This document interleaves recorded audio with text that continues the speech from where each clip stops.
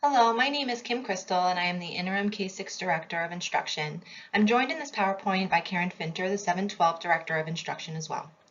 Over the past few years, we have collaborated both within our district and our region to identify ways in which we can provide all students a more diverse and equitable learning experience consistently throughout their schooling. This presentation is to lay out a couple of the opportunities we will be exploring this spring to specifically address how we discuss issues of race and equity in a social studies classroom. We will also consider how this work fits into our broader district goals. Before we move forward in looking at our instructional materials today, we'd like to take a moment and establish what the phrase culturally responsive education means. According to the New York State Culturally Responsive and Sustaining Framework, culturally responsive education means ensuring that the instructional programs and systems within a school district are inclusive of diverse identities and perspectives, are safe for discourse and disagreement, and are built to hold all students to high academic and social expectations, while ensuring that all students have equitable access to the supports they may need to reach those expectations. The ultimate goal is ensuring that all students are moving toward becoming community members who are college, career, and civic ready. When thinking specifically about instructional programming, we are looking at the following components: reaffirming social and cultural identities. In this explanation, cultural identities includes race, ethnicity, gender identity and sexual orientation, physical and educational abilities and needs, family structure, immigration status, religion, and more. Additionally, we're looking at developing students' abilities to connect across cultural lines. This idea is to build students' empathy and appreciation for perspectives and experiences that are different from their own. We are also seeking to empower all students' agency and voice. Our instructional programming should help students to find and strengthen their voice and learn how to express it. And lastly, we're looking to strengthen students' critical thinking and help students engage, learn, grow, and succeed. All students will be held to high expectations to engage in informed and critical thinking. So what are the qualities that make instruction culturally responsive? Such instructional practices include essential qualities to ensure all students feel seen and heard, and that classrooms are a safe space for students to engage in dialogue, to disagree, and to question. To build this environment, instruction must be inclusive for all students of all backgrounds and perspectives. The content must be accurate and evidence-based, not opinion-based, and representative of all perspectives. Students must then be given the opportunity to make sense of their learning, to use their voice, to ask questions, and to share their understanding. Through such learning environment, all students will be given access to high-quality learning, essential to the growth and success of all students. So how does this instruction fit into the greater context of our district work? Well, all instruction within our classrooms is grounded in standards. We are standards-based. And in New York State, we have English language arts standards, social studies standards, even standards for culturally responsive and sustaining education, and for social emotional learning. These standards help us unpack and really develop our local curriculum. Our curriculum documents are built from teacher teams working together to create scope and sequence, unit maps, course outlines that again are based on those ever important standards. And then finally, individual teachers or course teams come together to plan day-to-day instruction. And at that level, there's autonomy around articles, textbooks, multimedia, individual teacher-created tasks and learning experiences.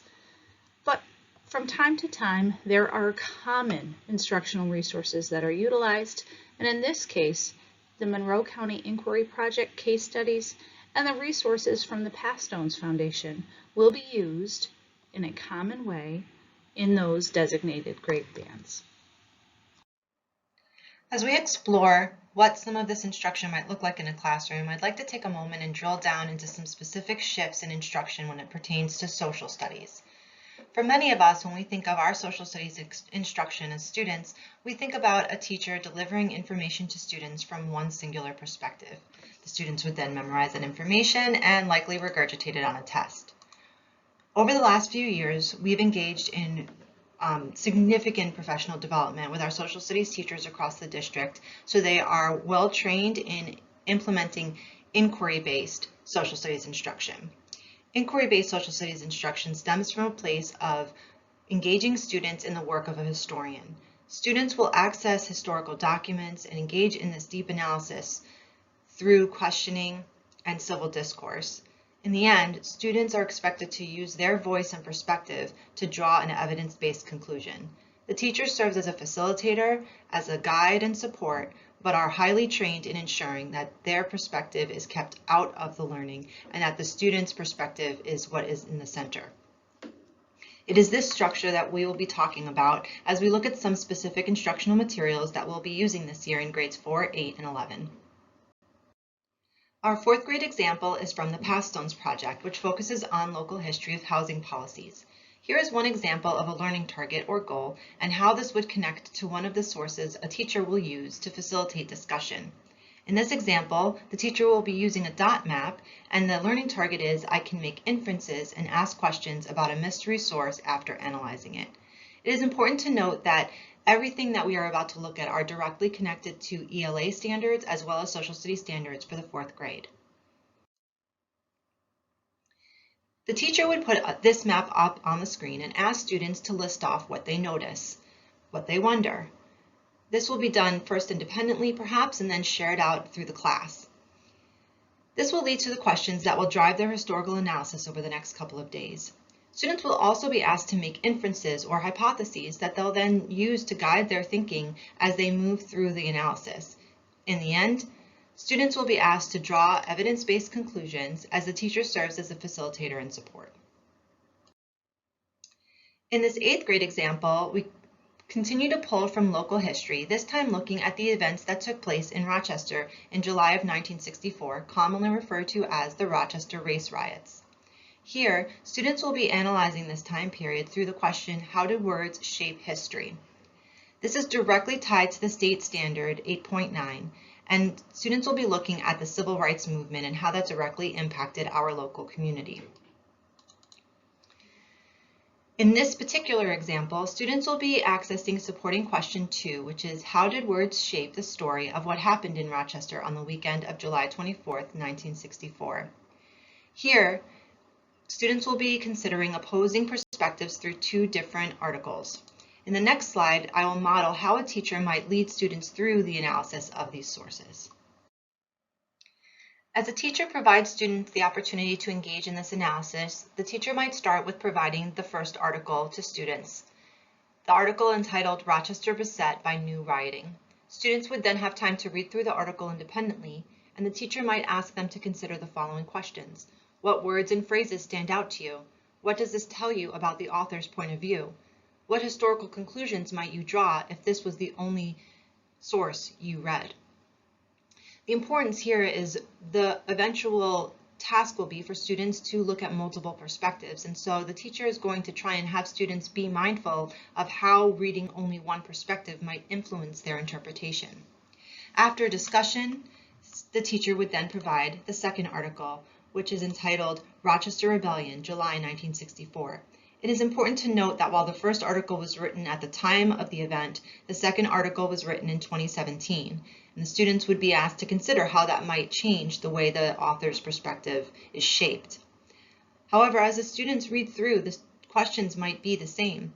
What words and phrases stand out to you? What does this tell you about the author's point of view? And what historical conclusions might you draw about this event if this was the only source you read? The teacher would then give the students the opportunity to corroborate or compare both sources, identify what information is similar and what information might be based on perspective and personal interpretations. Students would then take their information and use their historical context that they studied from the day prior to draw their own conclusion about how to interpret this event in Rochester. Lastly, our 11th grade students will be looking at local history as well, building from a similar topic broached in both 4th and 8th grade, local housing policy. This will be directly tied to local data analysis and the impact of New Deal policies on Rochester housing. As previously mentioned, this would also be directly connected to the New York State Social Studies framework, looking specifically at the Great Depression. Students will then analyze data points and historical policies and practices to draw conclusions about how our local communities' housing patterns were impacted by these policies. So what are the goals and next steps for this work? We truly are committed to provide a diverse, equitable, and inclusive education for our students. And for that goal, we want to make sure that our curriculum allows students opportunities to consider multiple perspectives and supports their development of viewpoints and conclusions. So in the short term, to that end, we'll be implementing the pilot lessons from both Pathstones and the Monroe County Inquiry Project this spring. We'll collect feedback from students and teachers and families about that experience and use that to drive some of the long-term planning, curriculum work, and collaboration, in addition to ongoing professional development through the summer and next school year.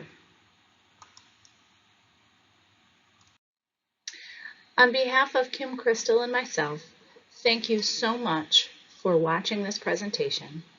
Stay tuned for additional updates and information about this work, and please don't hesitate to reach out to either Kim, myself, or Mrs. Christina Miga, our Assistant Superintendent for Instruction, with any questions. Thank you.